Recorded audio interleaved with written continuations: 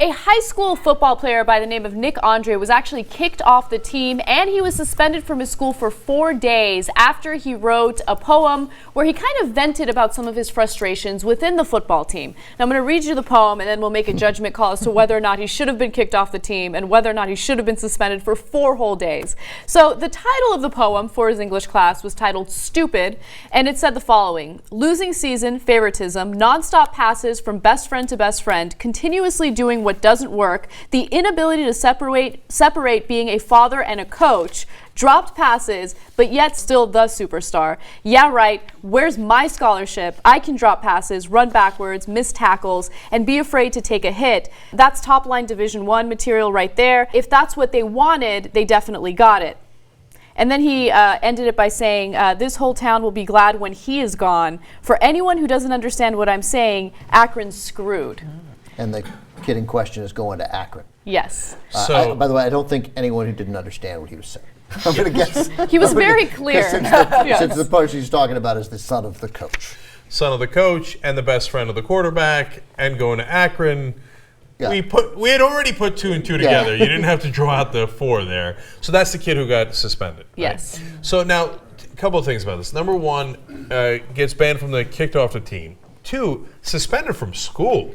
Yeah. For 4 days. Well, I don't understand that part. Like, why? He was given an assignment in English class to write about something he was passionate about, right? He was pretty passionate about this. He was pretty passionate, yeah. Yeah.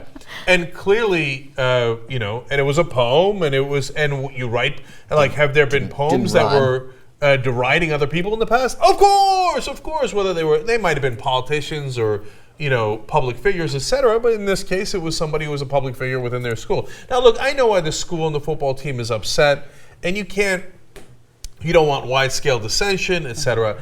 Now, I'm always amazed at people who are insecure because he must be right.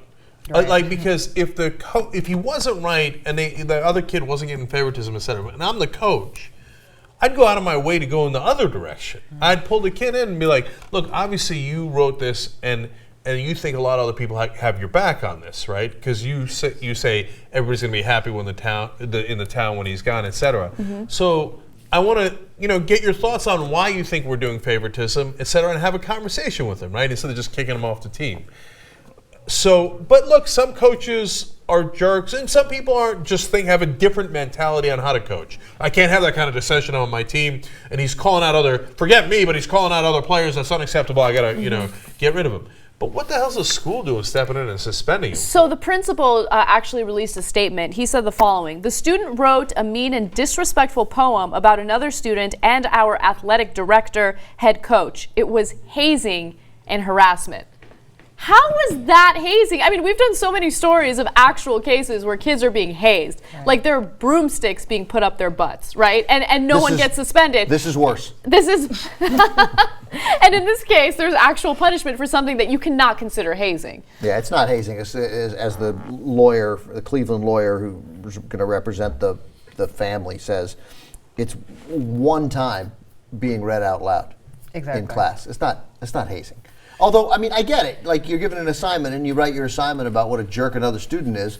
The school's going to have some issue with that. I see that. And besides which, like, the hazing stuff is usually against the powerless, right? So if he's a football player and he's the captain of the team, whatever, the different context, and he's picking on a kid, who has no power, it's different. This kid's going, obviously, son's coach, the quarterback's favorite player, going to Division I team. It's not like the other kid's powerless. In fact, it seems like the other kid's more powerful. It does, right. He's trying to knock him down a peg. That's right. True. I do think you can be harassed from a position of power. I believe that. But I agree with Anna and Ben on this, and you as well, Jack. This is so beyond the pale to equate this behavior with harassment and hazing. Like hazing, that's severe. That's an actual crime in most states. Mm-hmm. So to call this hazing, it really kind of slaps real hazing in the face. And another thing I got was that they were more offended, like the principal sounded more offended about the coach. Totally. Like, how dare you say that about our coach and our athletic director? Like, how weak are you guys that a kid writes a poem and you think you got to suspend him? You got to rally round just because he wrote this poem?